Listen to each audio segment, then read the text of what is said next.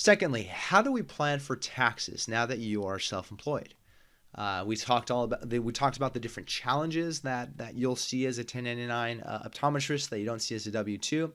But we also talked about some different tax planning opportunities that you have. So how do we plan against those challenges and take advantage of those opportunities? Number one, let's talk about how to plan for quarterly estimated tax payments. How do you plan for those? Well, there's some steps you can take, especially earlier in the year or right as you file the previous year's taxes. So for now, we're talking about 2021 taxes have just been filed. How do we plan for 2022? The first thing you want to try to do is just to calculate your taxes for the year. Try to project out your taxes for 2022. Work with your financial advisor. For me, this is something I'm working with clients to project out.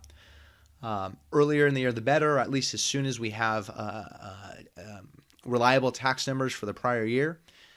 But work with your financial advisor. Work with your tax professional. A lot of times your tax pro, even if they're not actually calculating out taxes for the next year, they're providing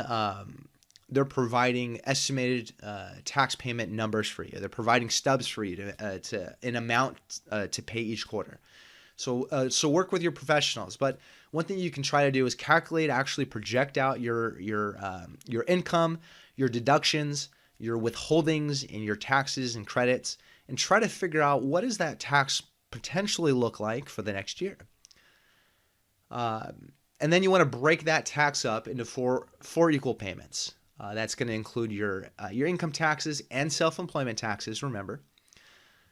And then each and every month or each quarter, have a process for getting that dollar amount out of your regular operating bank account and into a separate tax account. Get that out of your hands. Get used to the fact that that those funds are no longer yours and they now belong to the IRS or to your state government. So get used to setting that money aside each month or each quarter, getting it into a tax holding account.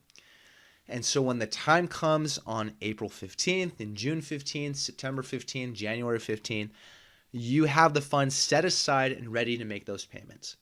You want to get ahead of these payments. You want to get ahead of the IRS. The last thing you want to do is get behind.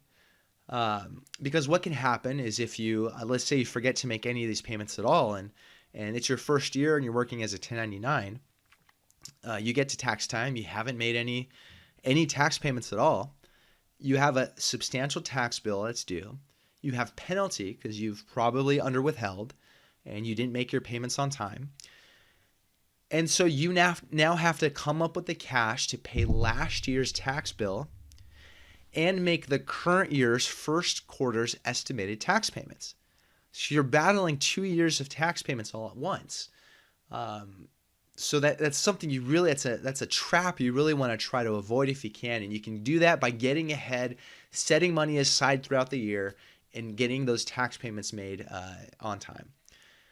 One question that comes up is, what if your income varies? What do you do? Like, what if you're not sure what your income is going to be? It could be higher, it could be lower.